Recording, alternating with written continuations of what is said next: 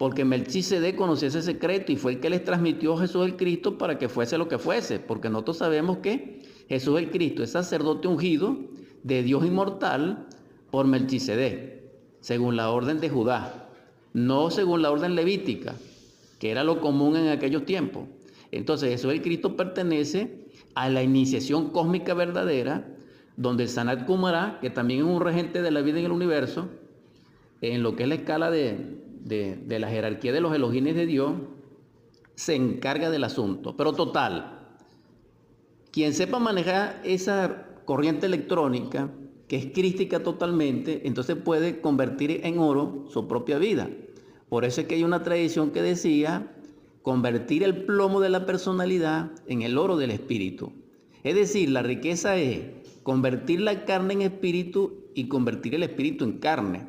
Eso se realiza a través del alma. Entonces, ¿cuál es la solución? Quien posee el alma es rico y quien no la posee no lo es. Ahora bien, cuando él dice aquí, en versos 17, él está haciendo la diferencia entre un rico como personalidad y lo que es la riqueza en él. Entonces, la exhortación para mí, desde mi corazón, para el que me escucha, es que luche por la riqueza, pero por la riqueza verdadera que la demás viene por añadidura. Es decir, cristalice su alma, hágase señor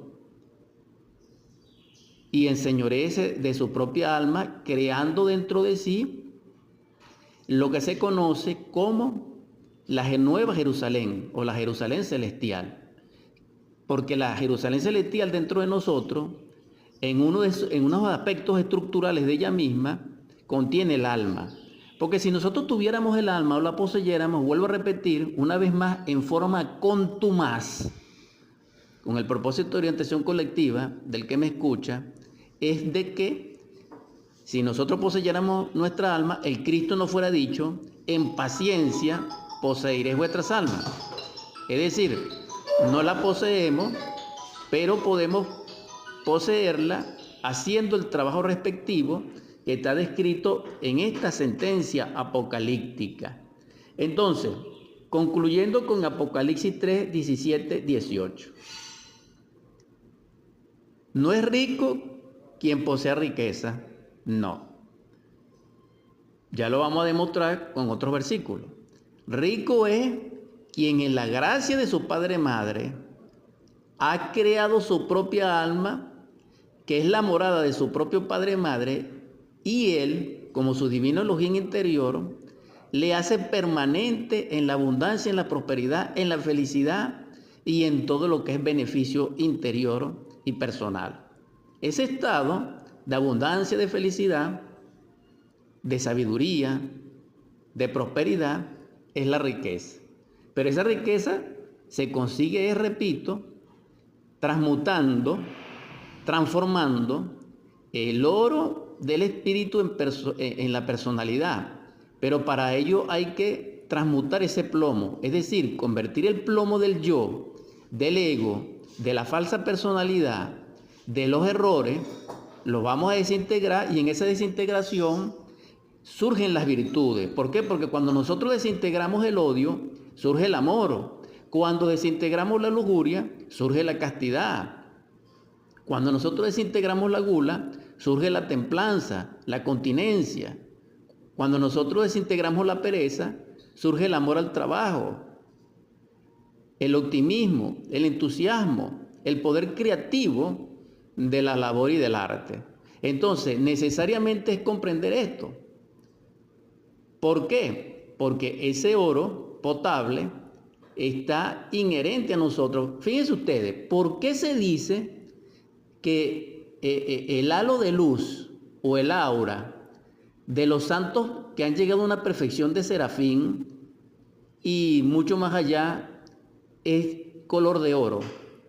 Porque eso significa que ha trabajado con esa sustancia crística, con esos átomos crísticos que les dije, que era el secreto antiguo de la alta iniciación o del drama cósmico. Porque recuerden que el Cristo nos enseñó en el Evangelio que el reino de Dios es lo que se conoce como la sabiduría del Padre o el Regnum Dei, que es la gran obra. De eso es que estamos hablando. Entonces, si consideramos que el oro está en potencia en la luz dentro de nosotros, podemos nosotros lograr la conversión de ese oro a través de la luz en virtud y después de virtud en oro. Hay un ejemplo que pone muy específico, pero no lo tengo acá, no lo he buscado, porque se me ocurre en este instante como recurso argumental, que es con respecto a Santiago. Pero él no está descrito aquí, pero sé que Santiago, el mayor, cuando él estaba en tránsito en lo que se conoce en el camino, que actualmente se conoce como el camino de Santiago de la Compostela, si recuerdo bien, o en la ruta de Santiago, donde él se consiguen con unos jóvenes que cambiaron la riqueza por su bendición y la virtud. Y entonces ese es un drama maravilloso, esa enseñanza que hay allí, porque allí se demuestra lo que es convertir la riqueza en don espiritual a través de un mediador santo, un profeta de Dios, y lo que es convertir luego ese valor, dijéramos, de riqueza en material. Y eso allí es un cambio que yo no recomiendo según la enseñanza que pude percibir en ese momento, en ese contexto. Entonces, esto es con respecto a Apocalipsis 3, 17, 18 y perfilo, defino.